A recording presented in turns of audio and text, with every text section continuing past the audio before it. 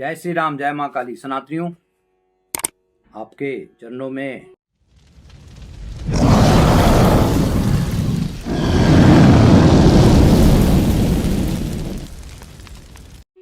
कोटि कोटि नमन। क्योंकि इसीलिए नमन कि आप में, हम में, सब में उसी परमात्मा का अंश है। और सनातनी में एक खूबसूरती है कि कोई सनातनी अपने आप को ईश्वर नहीं, ईश्वर की दास भक्त मानते हैं।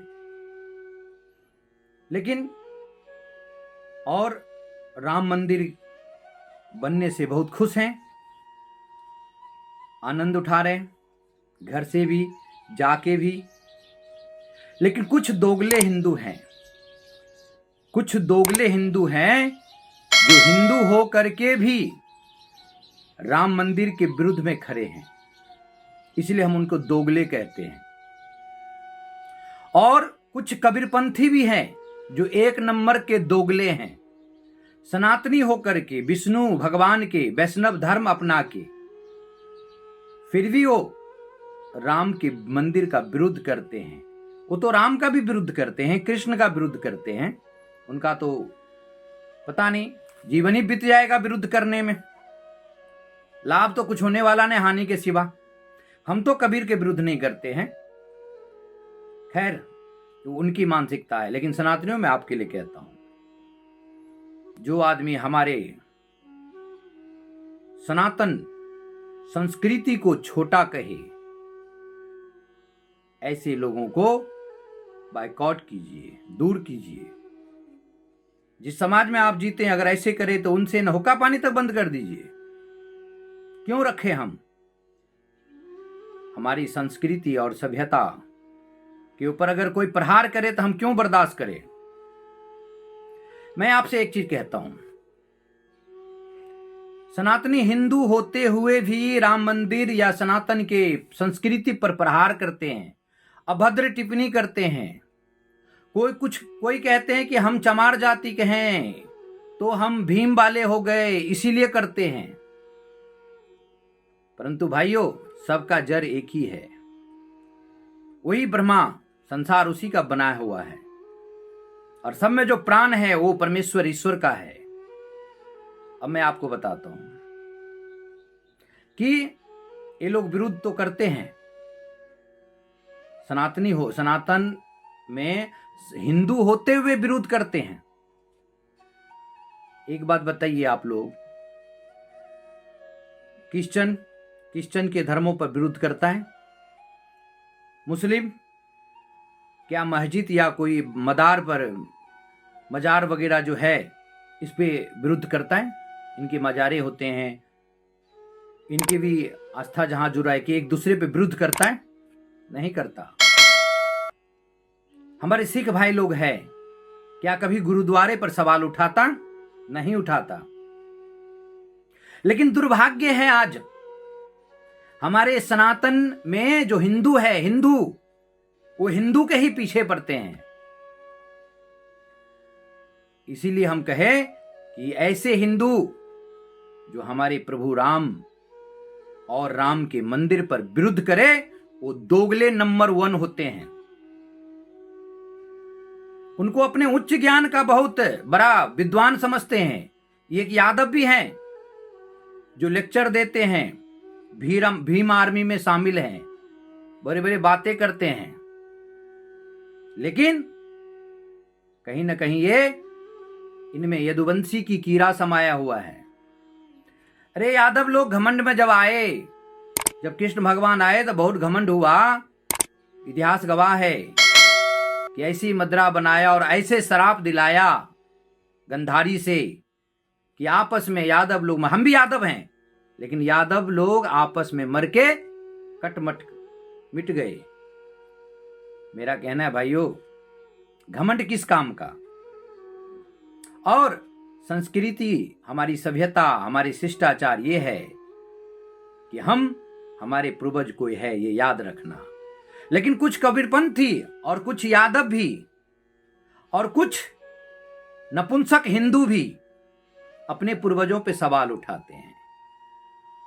अरे और तो उठाए उठाए, हिंदू होकर के क्या विरोध करते हो? शर्म की बात है। हमारे शब्द से, हमारी वाणी से मिर्ची तो लगेगा, लेकिन सत्य है। एक बात बताइए, ये कहां की संस्कृति है? जो भी आता है सनातन संस्कृति पे बोल के चले जाता है, सनातन संस्कृति पे बोल के चला जाता है। हर किसको छूट मिली है, लेकिन औरों पर तो नहीं बोलता। कबीरपंथी भी इसी पे सवाल उठाता है। यहां तक जो ब्रह्मा दुनिया को बनाया, विष्णु महेश जो पालनहार है, जो संहार कारक हैं, उन पे सवाल उठाते हैं।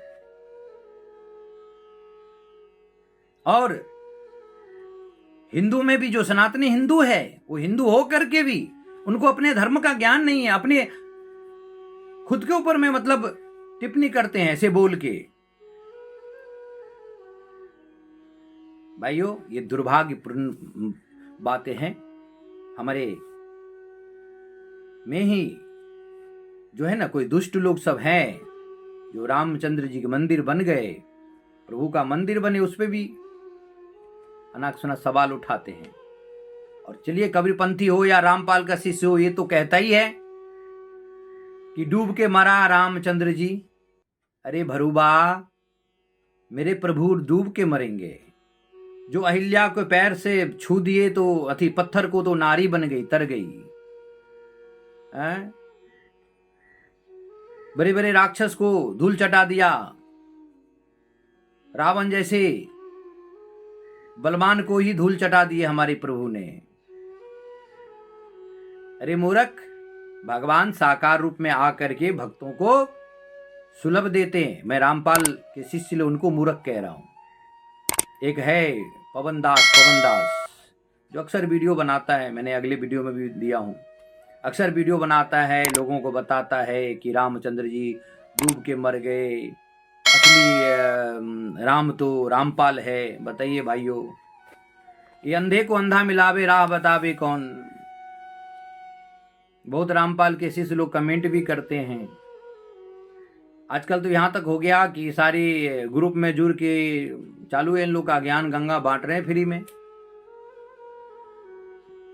इतना ही ज्ञानी था तो ये दशा क्यों हो रहा है? कहीं ना कहीं उस विधाते का डांग तो लगा है ना। ये दुनिया में जो भी आया, अपने आप को श्रेष्ठ करके हाका, अपने आप को आई एम श्रेष्ठ, और श्रेष्ठ ऊपर के I am God, I am मालिक। बताओ, यही दशा हुआ। हम आप एक भगवान के एक राय बराबर के चिंगारी से बने हैं। वो प्राण और निकल जाता है तो कुछ नहीं है। भगवान के पास भाव के होते हैं, भूखे भगवान भाव के भूखे होते हैं। उनको ना रंग से मतलब, ना काला ना गोरा, ना वस्त्र से अच्छा पहनने से, ना फटे हुए वस्त्र पहनने से। उनको तो भाव और प्रेम से पा सकते हैं। जिसको नहीं भाव है मंदिर में ना जाए, अपने में ढूंढ लें। लेकिन हिंदू होकर के राम मंदिर पर टिप्पणी करते हैं। आप देखें, कभी क्रिश्चियन अपने पे करता है? कभी मुस्लिम करता है? गौर करिए। कभी क्या कहते हैं कि गुरुद्वारे में जो नानक जी हैं, उनके लिए अपने उनके सिख भाई कोई करता है? नहीं करता। और ये जितने भी हैं, ये पंथ हैं। धर्म तो सनातन है, जो सदाव से है। और जो धर्म है, उसी में ऐसे ऐसे लोग उत्पन्न हुए हैं जो अपने हैं धर्म के खिलाफ खड़ा होता है। और कुछ कुछ यादव लोग तो ज्यादा हो रहा है। समझिए, बड़ी दुर्भाग्य है। लेकिन खैर, जस करनी तस भोगूं ताता, नरक जात क्यों पछताता।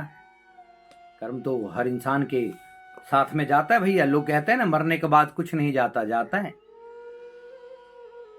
उनकी कर्म की मोटरी जाता है उनके साथ, वो पीछा नहीं छोड़ता।